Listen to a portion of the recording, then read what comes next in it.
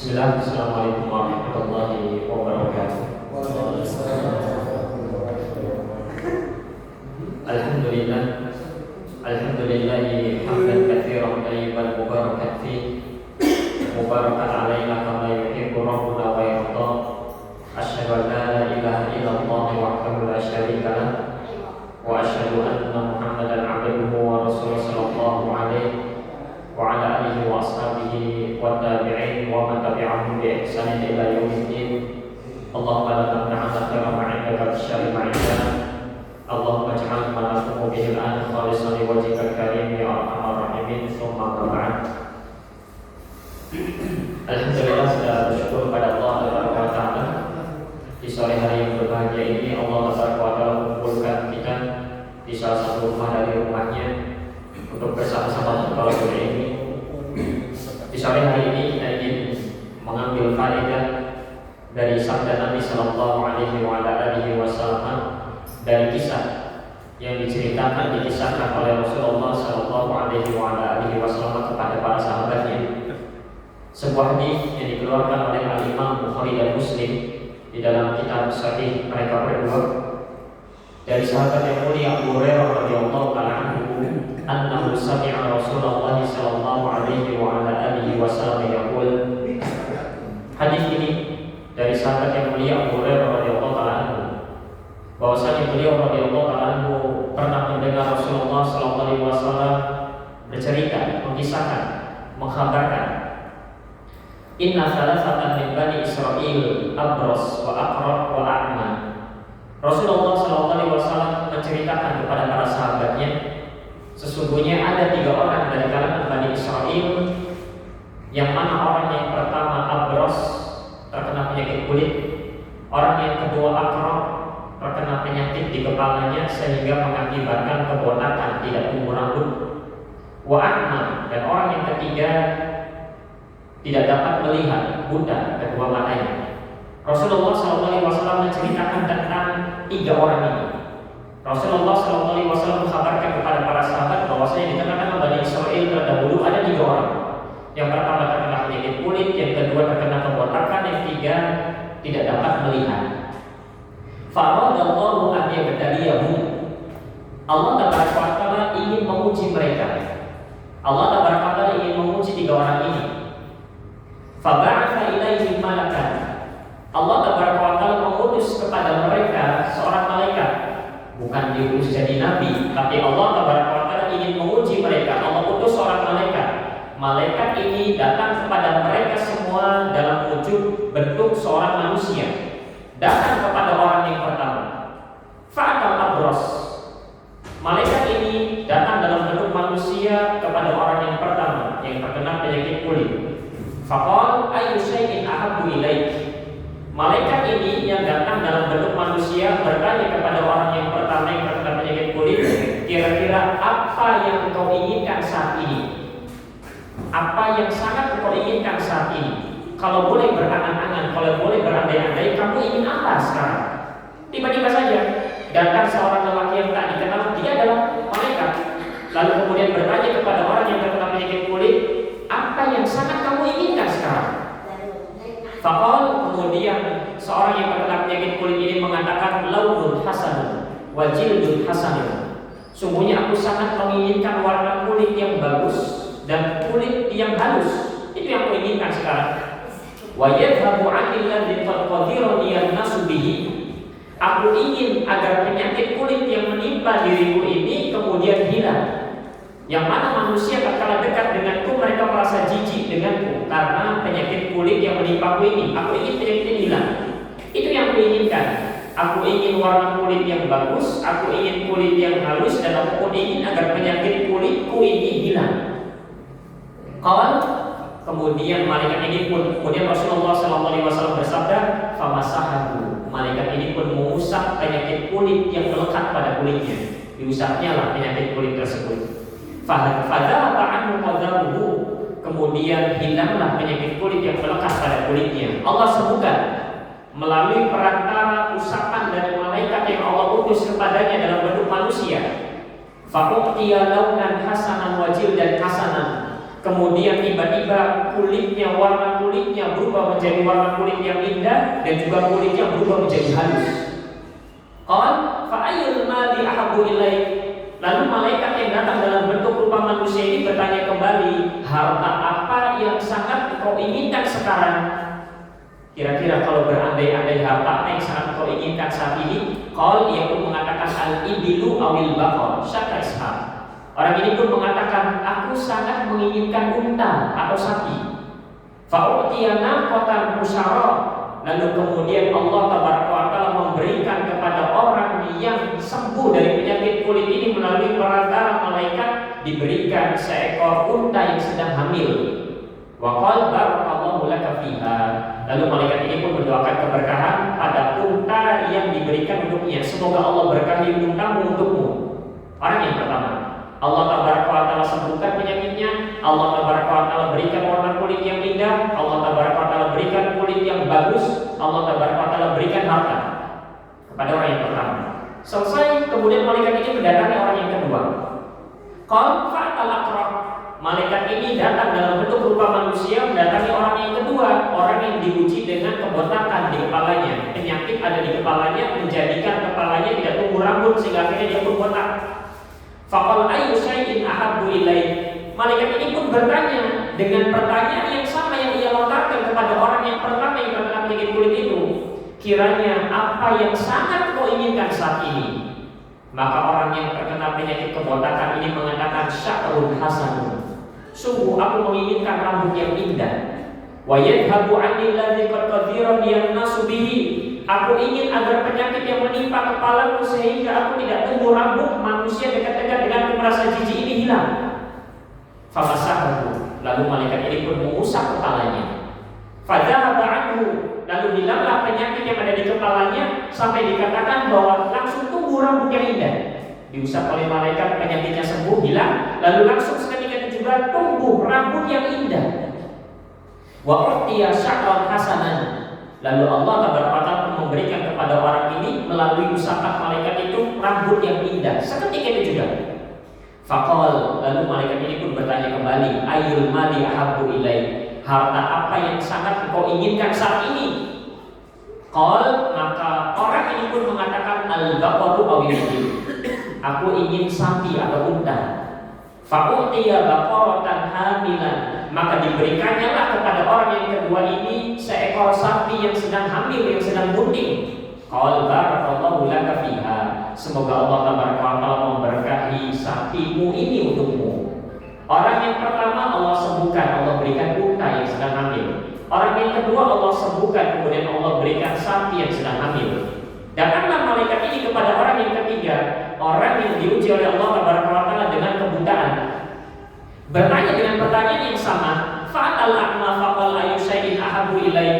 Maka datanglah malaikat ini yang Allah Taala utus kepada mereka bertiga dalam bentuk manusia mendatangi orang yang ketiga, yaitu orang yang diuji dengan kebutaan. Lalu ditanyalah orang yang buta ini, ayyu syai'in ahabbu ilaik. Kiranya apa yang sangat engkau inginkan saat ini? Qal an yaruddallahu ilayya basari fa ubsira bihin nas. Orang ini pun menjawab bahwasanya yang aku inginkan adalah agar kiranya Allah mengembalikan pandanganku sehingga aku pun bisa melihat manusia kembali. Famasahu, lalu diusapnya lah matanya. Lalu kemudian Allah Taala sembuhkan. Faraddallahu ilaihi basarahu. Allah Taala kembalikan penglihatannya. Setelah sembuh bisa melihat, malaikat yang berwujud manusia ini bertanya kembali kepada orang yang ketiga ini, fa'ayyul mali ahabbu ilaik. Harta apa yang sangat engkau inginkan saat ini? Qal al-ghanam. Aku ingin kambing. Fa'utiya syatan walidan. Maka diberikannya lah orang ketiga ini seekor kambing yang sedang hamil. Fa'attaja hadzani wa wallada hadza. Fakana li hadza wadin minal ibil wa li hadza wadin minal baqar wa li hadza wadin minal ghanam. Orang yang pertama diberi unta yang sedang hamil, orang yang kedua diberikan sapi yang sedang hamil, orang yang ketiga diberikan kambing yang sedang hamil. Allah sembuhkan penyakit mereka bertiga. Allah pun berikan harta yang mereka sangat inginkan saat itu, unta, sapi, dan kambing. Beberapa waktu setelah itu, Allah Taala jadikan hewan-hewan yang mereka inginkan itu berkembang biak. Allah Ta'ala jadikan untanya yang hamil itu beranak pinak, kemudian melahirkan banyak lagi. Sapi pun sama, memiliki banyak anak. Kambing pun sama. Allah jadikan hewan-hewan itu berkembang biak sampai dikatakan oleh Nabi Shallallahu Alaihi Wasallam, "Fakana lihadza wadin minal ibil." Sampai-sampai disebutkan ada satu lembah isinya unta semua. Untanya orang yang pertama. Walihadza wadin minal baqar, dan kemudian lembah ini dipenuhi dengan sapi semua, sapinya orang yang kedua. Walihadza wadin minal ghanam. Kemudian ada lembah yang ketiga isinya kambing semua. Jadi yang pertama untanya itu berkembang biak sampai satu lembah sangat luas sekali. Orang yang kedua sapinya berkembang biak sampai satu lembah isinya sapi semua. Yang ketiga berkembang biak satu lembah kambing, isinya kambing semua itu satu lembah itu. Maka kalau ada orang tiba-tiba nanya, kamu ingin apa sekarang? Jangan-jangan malaikat. Harta apa yang kamu inginkan? Kamu pengen harta apa? Jangan-jangan malaikat seperti orang ini. Tiba-tiba datang orang tidak dikenal, kemudian bertanya, apa yang kamu inginkan? Dia mengatakan, saya ingin sembuh, saya ingin begini. Kemudian diusap, semua sembuh. Kemudian bertanya lagi, harta apa yang kau inginkan? Kemudian saya ingin unta, diberi unta. Nah ini khusus saja kita, barangkali ada orang yang tiba-tiba tidak dikenal datang kepada kita, tiba-tiba bertanya, saat itu lagi pengen apa? Bilang saja, yang banyak saja. Barangkali kemudian beneran malaikat. Baik, bercanda saja. Baik, di mana letak ujiannya? Tadi dikatakan bahwasanya Rasulullah mengatakan faradallahu an yabtaliyahum. Allah Taala ingin menguji tiga orang ini. Disinilah ujiannya. Ketika mereka berada di puncak kenikmatan, ketika mereka sedang berada di puncak-puncaknya kenikmatan, sehat walafiat, harta berlimpah, disinilah Allah ingin menguji mereka. Kemudian setelah beberapa saat, setelah semuanya dimiliki, mereka telah berada di puncak kenikmatan. Kata Rasulullah SAW, "Tsumma innahu atal abrasa fi suratihi wa hayatihi." Lalu Allah Taala ingin menguji mereka. Disinilah letak ujiannya. Allah Taala kirimkan kembali kepada mereka malaikat. Sebagaimana waktu pertama Allah kirim kepada mereka malaikat untuk menguji. Malaikat ini datang kepada orang yang pertama dalam bentuk rupa manusia yang terkena penyakit kulit. Coba ingat tidak, orang yang pertama ingat tidak bahwa dahulu pun dia sama seperti orang ini. Allah utus malaikat ini kepada orang yang pertama yang dahulunya terkena penyakit kulit, kemudian Allah sembuhkan. Allah utus malaikat kepadanya dalam bentuk rupa manusia yang terkena penyakit kulit yang sama seperti dia sebelumnya.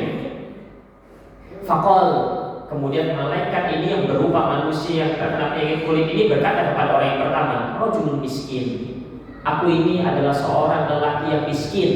Aku adalah orang fakir miskin, tak memiliki apa-apa.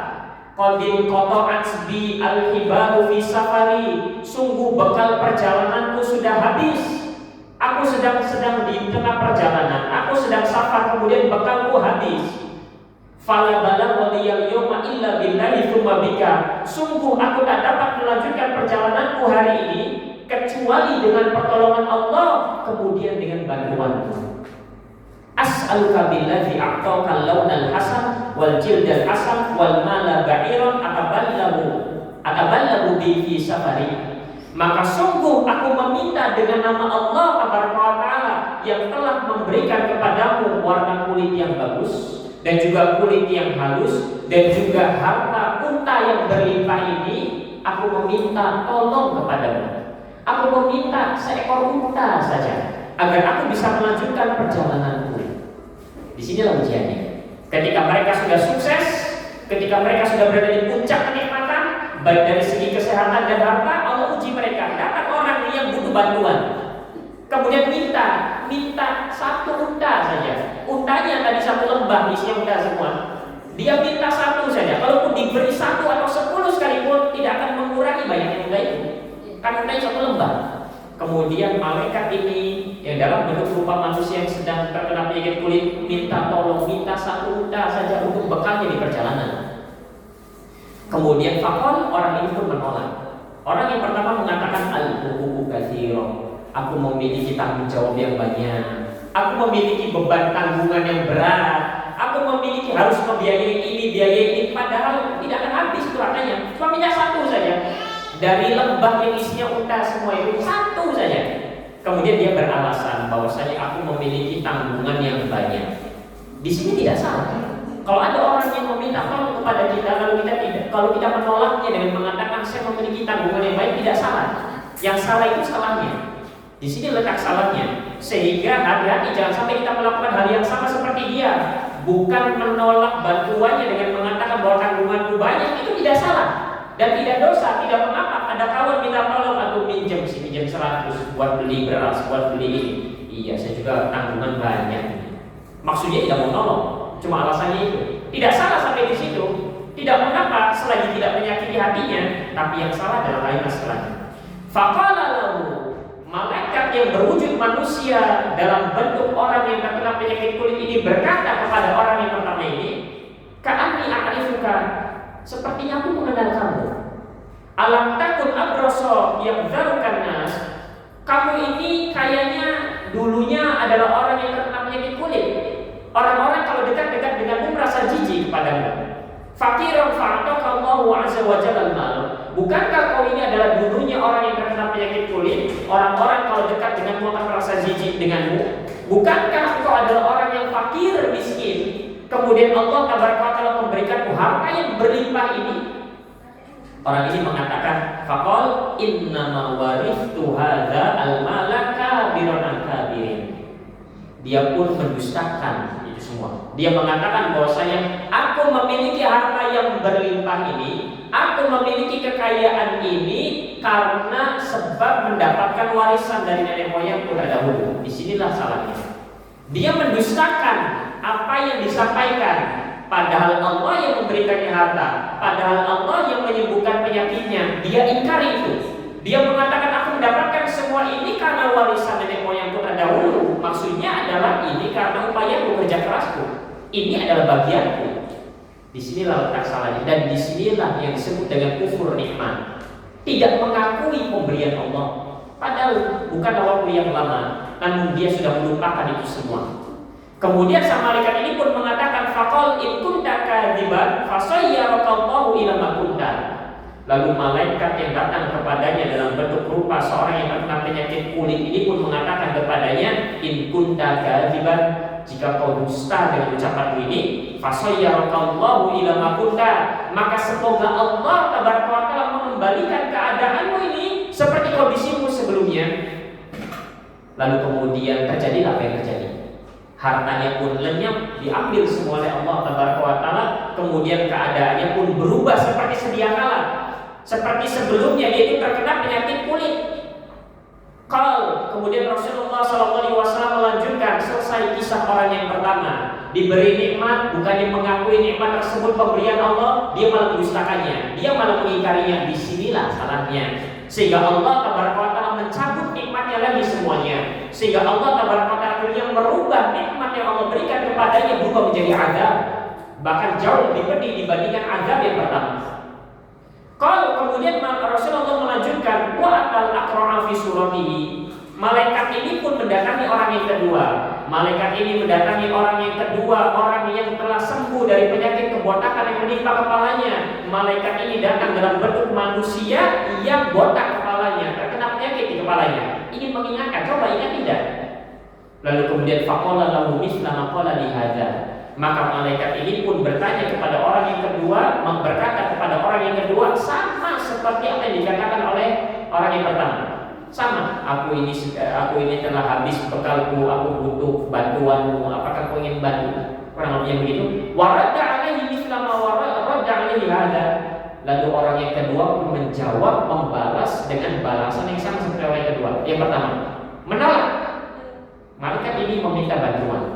Lalu kemudian orang yang kedua pun menolaknya. Aku pun masih memiliki tunggakan yang banyak. Lalu kemudian malaikat ini pun mengatakan, aku sepertinya pernah mengenalmu. Bukankah kau dahulunya adalah orang yang terkena penyakit kebotakan, tidak tumbuh rambut? Bukankah Allah tabaraka ta'ala menyembuhkan penyakitmu? Bukankah Allah tabaraka ta'ala memberikan harta yang banyak ini berupa sapi, satu lembah isinya sapi semua dari pemberian Allah? Dia pun mendustakannya lagi. Dia pun mengatakan bahwasanya aku mendapatkan ini semua karena aku mendapatkan bagian dari warisan nenek moyangku terdahulu. Dia pun mengingkari nikmat yang Allah berikan kepadanya. Dia pun mengingkari bahwa semua nikmat ini adalah pemberian Allah. Dia menganggap bahwa ini adalah memang usahanya, jatahnya. Maka malaikat ini pun mengatakan kembali, in kunta kadziban fasayyarallahu ila ma kunta.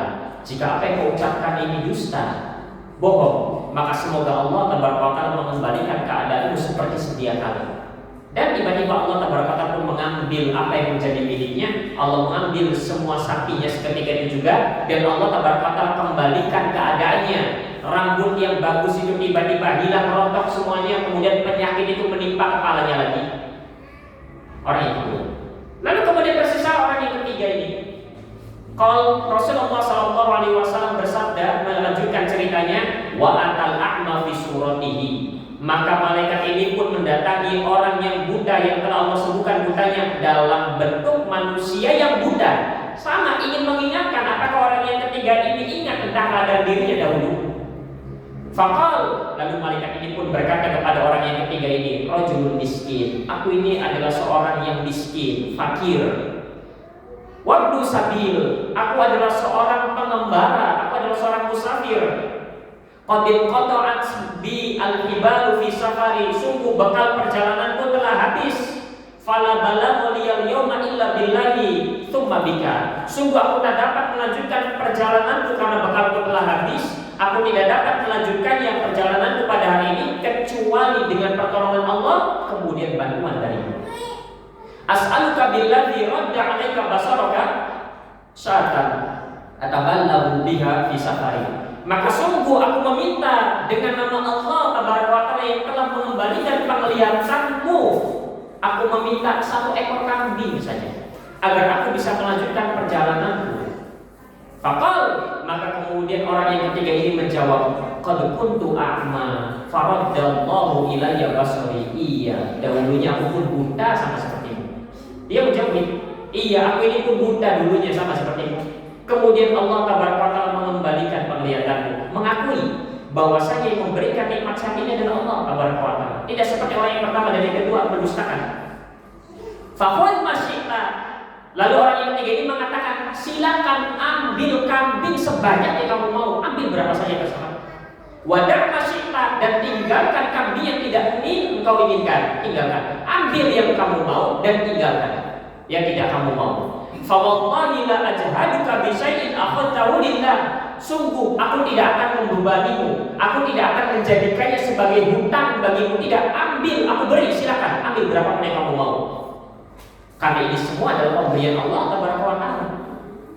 Baik. Kemudian malaikat ini mengatakan, amsik malaka fa inna ma ubtulikum. Ambil kembali hartamu. Aku ini diutus oleh Allah Tabaraka wa Ta'ala untuk menguji kalian semua. Untuk menguji kalian siapa di antara kalian yang mengakui bahwa nikmat ini memang berasal dari Allah, kesehatan ini memang berasal dari Allah, banyaknya harta ini memang pemberian Allah Tabaraka wa Ta'ala. Faqad radiyallahu anka wa sakhita 'ala sahibaika. Dan sungguh Allah Tabaraka wa Ta'ala telah ridha kepadamu dan Allah Tabaraka wa Ta'ala murka kepada dua kawanmu. Dua kawan. Hadis selesai, akhrajahu. Hadis dikeluarkan oleh Imam Bukhari dan Muslim. Ini adalah kisah yang dikisahkan oleh Nabi Sallallahu Alaihi Wasallam kepada para sahabatnya. Dan di dalam kisah ini terdapat banyak pelajaran. Di antaranya tentu wajibnya bersyukur. Kita ingin memberikan faedah-faedah yang luar biasa yang sangat penting saja. Yang pertama, di antara faedah dari kisah ini adalah di dalam hadis ini memberikan kita faedah bahwa yang namanya ujian kehidupan itu ada dua. Ujian hidup, ujian kehidupan itu ada dua. Yang pertama, ujian berupa nikmat. Yang kedua, ujian berupa penderitaan. Ujian berupa penderitaan, ujian berupa kesengsaraan, ujian berupa sakit, kemelaratan, kefakiran. Ujian itu ada dua. Sebelum kita membahas tentang hal ini, mungkin kita menganggap bahwa yang namanya ujian dalam hidup itu hanyalah yang menderita saja, hanyalah yang menyiksa saja, hanyalah yang menyengsarakan saja. Oleh karenanya kalau kita diberikan pilihan saat ini, kalau ada pilihan kamu ingin nikmat atau menderita, langsung kita katakan tanpa berpikir panjang, yang kita pilih adalah saya ingin nikmat, saya ingin mendapatkan nikmat. Karena kita berprasangka, karena kita menganggap bahwa nikmat ini bukan ujian, yang ujian itu hanyalah yang kesengsaraan saja. Maka melalui hadis yang mulia ini diambillah sebuah faedah berharga bahwa yang namanya ujian dalam hidup itu bukan hanya tentang kesengsaraan, bukan hanya tentang penderitaan. Mereka ini sudah diuji oleh Allah buta. Mereka ini sudah diuji oleh Allah dengan penyakit kulit. Mereka ini sudah diuji oleh Allah Taala dengan penyakit yang menimpa kepalanya sehingga sehingga akhirnya menjadikan kepalanya botak, tidak tumbuh rambut. Tapi dikatakan di dalam hadis ini Nabi mengkabarkan bahwasanya fa'aradallahu an yabtaliyahum. Allah Taala ingin menguji mereka, dan mereka saja sudah diuji sebenarnya. Lalu ujian apa yang menimpa mereka? Ujian kenikmatan, ujian kelapangan, ujian kemudahan, ujian banyaknya harta. Sehingga dari sini kita harus memahami bahwa yang namanya ujian kehidupan itu ada kalanya berupa nikmat, ada kalanya berupa penderitaan, ada kalanya berupa kelapangan hidup, ada kalanya berupa kesengsaraan, dan dua-duanya ujian.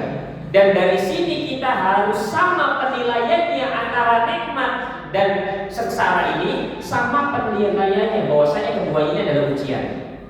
Oleh karenanya inilah yang membedakan kita dengan orang-orang yang beriman yang Nabi SAW terkagum-kagum dengan kehidupan mereka.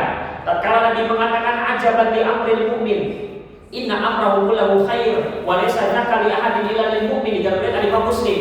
Betapa amat sangat menakjubkannya kehidupan, keadaan, kondisi perkaranya orang yang beriman itu, karena semuanya baik dan itu tak dimiliki kecuali hanya dimiliki oleh orang yang beriman saja. Ketika mereka diberi nikmat maka mereka bersyukur, ketika diuji maka mereka bersabar. Disinilah letaknya. Bagi mereka nikmat atau penderitaan, nikmat atau cobaan, nikmat atau problematika kehidupan sama-sama ujian. Kalau kita menganggap bahwasanya ujian inilah yang ujian, nikmat itu bukan ujian. Kalau mereka orang-orang beriman ini seandainya ditanya, kamu ingin apa? Ingin mendapatkan nikmat saat ini atau ingin diuji? Mereka akan mengatakan sama saja. Mau nikmat mau ujian sama. Mau nikmat mau problematika kehidupan sama. Mau nikmat mau cobaan sama. Mau nikmat mau musibah sama. Inilah bedanya kita dengan mereka. Mereka ketika mendapatkan nikmat mereka bersyukur, mereka merasakan bahagianya, mereka merasakan ketenangannya dari nikmat yang Allah berikan dan dari syukur yang mereka panjatkan. Dan ketika mereka diuji dengan berbagai cobaan, mereka pun merasakan lezat, bahagia, nikmat dari ujian yang menimpa mereka, dari cobaan yang menimpa mereka, dan juga dari sabar yang mereka berikan. Mereka merasakan itu semua. Kalau kita berbeda, maka dari sini kita harus paham bahwasanya kelapangan hidup yang kita jalani ini pun adalah ujian. Kita harus paham bahwa kemudahan hidup yang Allah Taala berikan kepada kita ini pun ujian. Bahwa nikmat yang kita rasakan saat ini pun ujian. Sehingga betapa banyak orang yang diberi nikmat akhirnya dia ujub, sombong, takabur. Betapa banyak orang yang diuji dengan kemiskinan, cobaan, problematika kehidupan, akhirnya dia pun berputus asa dari rahmat Allah. Akhirnya dia berpaling dari jalan Allah Taala. Akhirnya bahkan sebagian mereka murtad keluar dari Islam. Dua-duanya sama ujian. Dua-duanya sama ujian. Sehingga cara pandang kita harus sama dalam melihat dua hal ini. Sehingga yang harus kita pahami adalah bagaimana penyikapannya. Maka sikap tatkala diuji dengan nikmat adalah bersyukur pada Allah. Dan sikap yang harus kita tampakkan dan berikan tatkala diuji dengan cobaan, penderitaan, kesengsaraan adalah dengan sabar. Dengan sabar. Karena hadis ini mereka pun diuji oleh Allah, diuji dengan kenikmatan, diuji dengan kelapangan. Mereka diuji. Sebagian mereka bersyukur, makanya tadi orang yang ketiga bersyukur. Bersyukur itu mereka memahami orang yang ketiga dia sadar, dia meyakini bahwasanya semua ini adalah pemberian Allah, bukan karena kerja kerasnya. Oleh karenanya Syekh Abdul Rahman bin Nasir As-Sa'di di dalam syarah kitab Tauhid, di dalam kitab Al-Qaulus Sadid, syarah dari kitab Tauhid mengatakan, ketika menjelaskan tentang hadis ini mengatakan bahwa di antara tanda lemahnya iman seorang hamba dan di antara tanda lemahnya tauhid, keyakinan seorang hamba kepada Allah Taala, bahwasanya seseorang itu dia menyangka bahwa nikmat yang diraihnya, nikmat yang diperolehnya, rezeki yang didapatkannya itu karena usahanya, atau karena kerja kerasnya, atau karena memang dia layak untuk mendapatkannya. Sehingga hati-hati dari perasaan ini. Perasaan menganggap bahwasanya semua nikmat yang kita dapatkan ini memang karena kerja keras kita, hilangkan rasa tersebut, karena itu diantara bentuk kufur nikmat. Rasa bahwasanya apa yang kita dapatkan dari rezeki ini karena kerja keras kita, karena upaya kita, karena banting tulang kita, karena kecerdasan kita, ini diantara bentuk kufur nikmat. Apa yang kedua? Seseorang merasa nikmat yang diperolehnya, rezeki yang diperolehnya karena memang dia merasa pantas Allah memberikan untuknya. Ini pun sama kufur nikmat. merasa seolah-olah bahwa dirinya itu memang pantas Allah beri. Tidak mengatakan bahwasanya ini semua aku dapatkan karena kerja keras, bukan. Dia tahu Allah yang memberi nikmat, tapi seolah-olah dia merasa bahwa saya memang pantas memilikinya. Saya memang layak memilikinya. Perasaan merasa pantas, perasaan merasa layak, ini diantara bentuk kufur nikmat. Dan bagaimana seharusnya kita harus menyadari bahwa apa yang kita rasakan, apa yang kita peroleh dari nikmat, rezeki, apapun bentuk kemudahan dunianya, murni kasih sayang Allah Taala kepada hambanya. Murni pemberian Allah Taala, bukan karena sebab kita pantas. Memang kita punya kelebihan apa sehingga Allah memberikan berbagai nikmat ini? Bukan karena memang kita layak memperolehnya. Jadi perasaan itu harus dihilangkan. Perasaan semacam itu harus dihilangkan. Memang siapa kita? Yang lebih baik dari kita banyak, yang lebih rajin ibadah banyak, yang lebih luar biasa amal solehnya banyak, yang lebih ikhlas dari kita banyak. Lalu kemudian Allah memberikan nikmat sehat kepada kita, bukan karena kita memang pantas mendapatkannya, bukan karena kita memang layak memperolehnya, bukan karena kehebatan diri kita. Iya, siapa dulu saya banyak berinfak bersedekah. Iya, siapa dulu saya banyak sholat malam. Tidak. Allah memberikan kita nikmat sehat, lapang, kemudahan, berbagai kemudahan dunia. Ini murni karena rahmat Allah Taala. Bukan karena tentang diri kita, bukan karena tentang siapa kita, bukan. Murni pemberian Allah. Termasuk juga nikmat hidayah, termasuk juga nikmat keistiqomahan, termasuk juga nikmat ketaatan, termasuk juga nikmat ketakwaan. Semua ini murni pemberian Allah Taala karena rahmat dan sayangnya. Kita tak memiliki kelebihan apapun di sisi Allah Taala. Yang lebih soleh banyak, yang lebih rajin banyak, yang lebih banyak. Namun Allah dengan kasih sayangnya memilih kita untuk memperoleh hidayah ini. Dan Allah Taala menghalangi sebagian hamba-hambanya dari nikmat hidayah ini. Terserah Allah Taala. Sehingga jangan beranggapan saya karena banyak amal soleh makanya saya bisa istiqomah dari ketaatan. Perasaan-perasaan semacam itu hilangkan. Karena ini adalah bentuk perasaan-perasaan yang dapat menyeret seorang hamba kepada kufur nikmat. Sehingga ini harus berhati-hati. Baik, itu di antara faedahnya yang pertama. Kemudian di antara faedah yang berikutnya adalah dari hadis yang mulia ini kita memperoleh sebuah faedah yang sangat agung, bahwasanya orang yang bersyukur, bentuk syukurnya sederhana, mengakui bahwa segala nikmat ini adalah pemberian Allah. Kemudian juga mempergunakan nikmat tersebut untuk ketaatan kepada Allah Taala. Maka siapa yang mensyukuri nikmat Allah, Allah Taala akan tambahkan nikmatnya. Sebagaimana kita ketahui bersama dalam surat Ibrahim ayat 7 Allah berfirman, wa in ta'adzana rabbukum la in syakartum la azidannakum. Dan ingatlah tatkala Allah Taala Rabb kalian mengumumkan kepada kalian, la in syakartum la azidannakum. Jika kalian bersyukur kepadaku, maka sungguh benar-benar aku pasti akan menambahkan nikmat tersebut untuk kalian. Wala in kafartum inna adzabi lasyadid. Namun jika kalian kufur terhadap nikmatku, maka sungguh azabku amatlah sangat pedih. Itu faedah yang kedua. Siapa yang bersyukur, Allah akan tambah nikmatnya.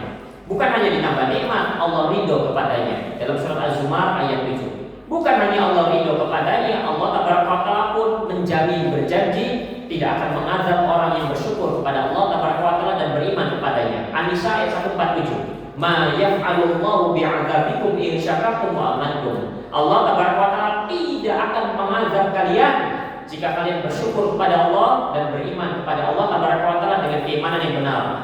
Mengazab kalian dunia akhirat tidak akan mungkin. Menjadikan kalian menderita dunia akhirat tidak akan mungkin bagi hamba Allah yang bersyukur dan beriman kepada Allah.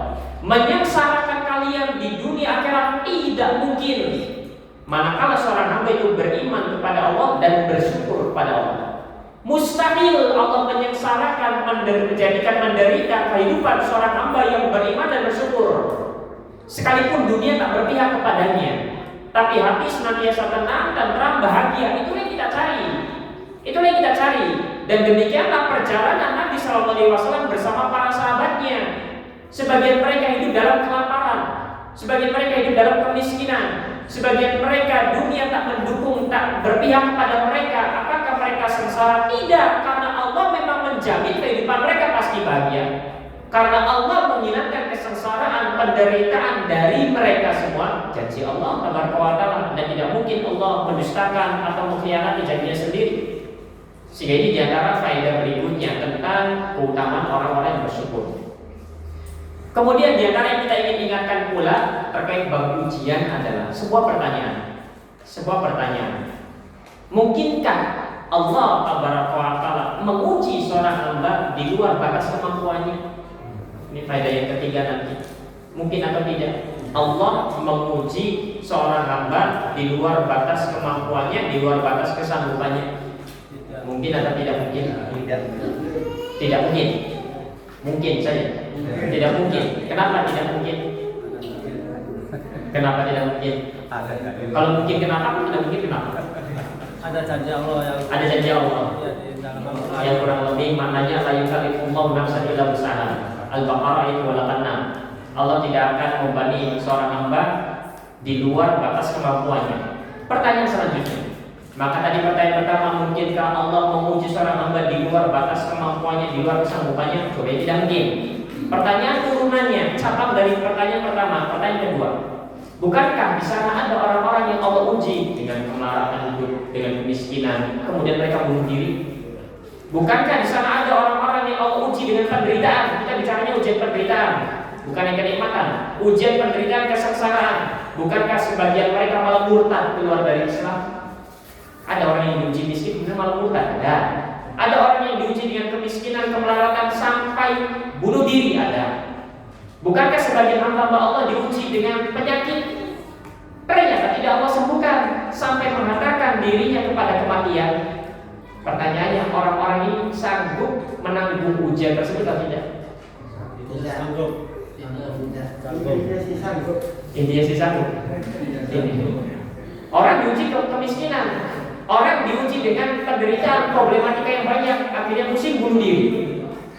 Pertanyaannya, orang-orang semacam ini sanggup menanggung beban ujian itu tidak? Kalau mengatakan tidak berarti menyelisih jawaban yang pertama. Kalau sanggup tapi nyatanya bunuh diri, tapi nyatanya murtad keluar dari Islam, kan harusnya kan berhasil melalui ujian itu. Harusnya begitu. Sekarang pertanyaannya, sanggup atau tidak? Sanggup. Kan bunuh diri, murtad keluar dari Islam. Kalau sanggup itu berarti berhasil melewati ujian itu. Kan ini tidak berhasil, ini gagal dia. Iya, Pak. Pertanyaannya sederhana, sanggup atau tidak sanggup? Sanggup. Kalau sanggup berarti berhasil melewatinya dengan sukses. Tidak murtad, tidak bunuh diri. Tapi nyatanya ada, kita pun sering mendengar sebenarnya, ada orang yang bunuh diri karena ujian cobaan yang menimpa. Ada orang yang murtad keluar dari Islam karena ujian yang menimpa. Ada orang yang diuji dengan sakit kemudian wafat. Berarti sesuai kesanggupan atau tidak? Sesuai. Sesuai. Kenapa? Sesuainya kenapa? Coba bagaimana kau bisa? Coba alasannya gimana supaya bisa jadi sesuai? Kalau sampai diuji dengan kesengsaraan sampai bunuh diri itu atas kehendak Allah, takdir Allah. Betul. Ini pertanyaannya adalah sanggup tidak? Sanggup. Kalau sanggup kan harusnya lolos dari ujian, berhasil dari ujian. Misal ada orang ini di kelas diuji, remedial nilai 60, dia nilainya 80, berarti lulus ujian tidak? 80 remedialnya 60. Anak sekolah ujian, dia nilainya 80, remedialnya 60, lulus ujian tidak? Lulus ujian. Kemudian ada anak sekolah remedial 60, dia dapatnya 30, lulus ujian tidak? Tidak lulus kan tadi. Nah sekarang ini orang yang sama ini diuji oleh Allah, ternyata dia malah murtad, berarti tidak lulus ujian. Sanggup atau tidak? Tidak sanggup. Tapi katanya yang pertama di luar. Gimana jadi itu? Bertentangan dengan takdir. Maka disinilah kemudian banyak kesalahpahaman terjadi. Ayat itu berbunyi la yukallifullahu nafsan illa wus'aha. La yukallifu, Allah tabaraka wa ta'ala tidak akan membebani nafsan, satu jiwa, seorang hamba manusia. Maksudnya Allah tidak akan membebani manusia illa wus'aha, kecuali sesuai dengan kesanggupannya. Apakah itu ada kalimat ujian di dalam kalimat ini? Ada kalimat ujian, cobaan, musibah di dalam kalimat ini? Ada. Dengarkan lagi terjemahannya, la yukallifullahu nafsan illa wus'aha. Allah tabaraka wa ta'ala tidak akan membebani seorang jiwa atau satu manusia, seorang hamba kecuali sesuai dengan kemampuannya. Ada kata ujian tidak dalam kalimat ini? Dalam terjemahnya tadi. Ada kalimat musibah tidak dalam kalimat tersebut? Ada kalimat cobaan tidak dalam kalimat tersebut? Maka dari sini kemudian kesalahpahaman itu muncul sampai akhirnya dijadikan sebagai kalimat motivasi bagi orang-orang yang diuji. Maka dari sini bahwasanya tafsir dari ayat ini dua. Yang pertama yang dimaksud dengan beban itu bukan ujian, tapi yang dimaksud dengan beban adalah beban syariat. Makanya dalam ilmu ushul fikih ada namanya hukum taklifi, hukum yang berkaitan dengan beban syariat. Ada yang namanya wajib, sunnah, mubah, makruh, haram. Itu namanya hukum terkait dengan beban syariat. Maka di dalam tafsir Al-Qurtubi disebutkan yang dimaksud ayat ini adalah bahwasanya Allah tidak akan membebani engkau baik dengan amalan hati ataupun amalan perbuatan badan kecuali sesuai dengan kesanggupanmu. Maknanya adalah semua ibadah yang Allah wajibkan kita melakukannya pasti sanggup. Itu dimaksud beban kewajiban, beban syariat. Sehingga kenapa Allah wajibkan kita mengerjakan sholat 5 waktu yang wajib? Karena memang sanggupnya segitu. Tidak ada satupun beban syariat di luar batas kemampuan kita. Itu makna yang pertama. Itu makna yang pertama. Berupa ketaatan-ketaatan, kewajiban-kewajiban yang Allah wajibkan kita. Oleh karenanya kenapa puasa dimulainya dari subuh sampai maghrib? Karena memang kita mampu. Karena memang kita mampu. Kenapa puasanya tidak 24 jam saja? Bukannya hanya minum kemudian lanjut lagi. Karena Allah membebani kita dengan puasa sesuai dengan kemampuan kita. Itu yang dimaksud dari tafsir ayat ini pertama. Lalu yang kedua, di dalam tafsir At-Tabari dan juga Imam Ibnu Katsir rahimahullah taala disebutkan awalnya para sahabat merasa terkadang yang namanya hidup ini kadang datang bisikan-bisikan, pikiran-pikiran negatif tentang Allah, pikiran-pikiran negatif atau bisikan-bisikan untuk bermaksiat tiba-tiba saja. Kan kadang manusia begitu, kadang tiba-tiba muncul pikiran-pikiran, bisikan-bisikan hal yang semacam itu. Sebagian para sahabat mengeluhkan karena merasa ketika datang bisikan-bisikan semacam itu dia berdosa.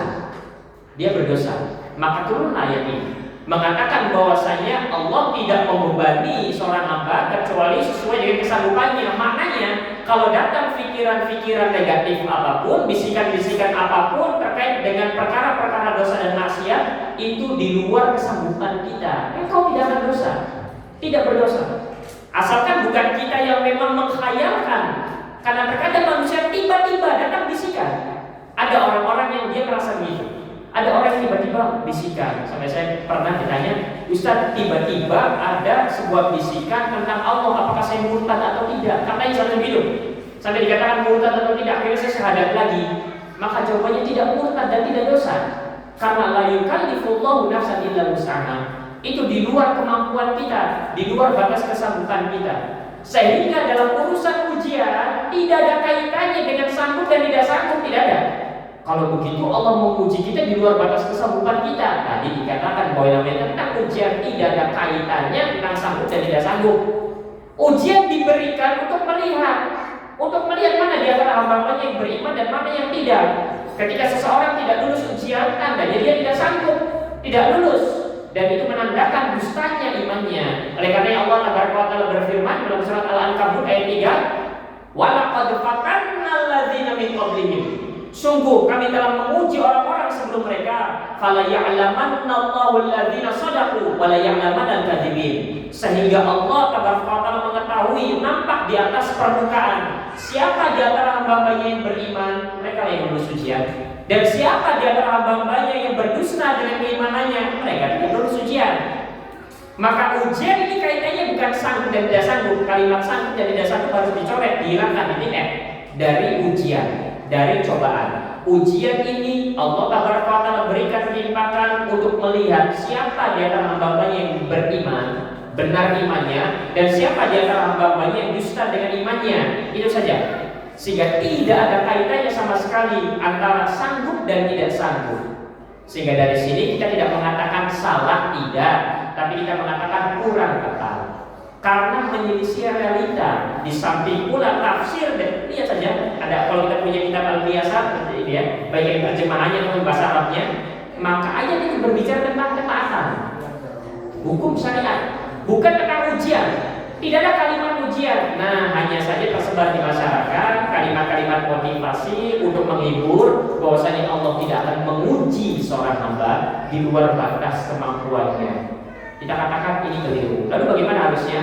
Kita lewat cara lain. Kalau ini menghibur, bukan begini caranya. Tapi kita mengatakan bahwasanya Allah timpakan ujian sebagai penggugur dosa bagimu. Allah berikan ujian sebagai peninggi derajatmu. Allah berikan ujian untuk menambahkan pahala untukmu dan seterusnya. Tidak perlu untuk kemudian kita mengatakan bahwasanya Allah tidak akan membebanimu karena realitanya banyak orang-orang tidak sabar, tandanya dia tidak sanggup menanggung ujian tersebut. Sehingga ini harus dipahami. Sekali lagi, ini bukan salah, tapi tidak ada hubungannya. Sekali lagi, ini bukan salah, apalagi sesat, tidak, tapi tidak ada hubungannya antara sanggup dan tidak sanggup dengan ujian, tidak ada hubungannya. Sehingga hilangkan kalimat tersebut karena memang tidak berhubungan sama sekali. Pisahkan, karena dimaksud dari ayat itu pertama tentang beban syariat, yang kedua tentang bisikan-bisikan yang tiba-tiba muncul, yang tiba-tiba hadir, yang tiba-tiba datang dalam benak kita. Nah, itu yang dimaksud. Jadi ini harus diluruskan. Baik. Mungkin ini saja bisa kita sampaikan karena waktu bisa sudah masuk. Karena nanti ada satu atau dua pertanyaan mungkin setelah ada bisa berkumandang. Wallahu ta'ala.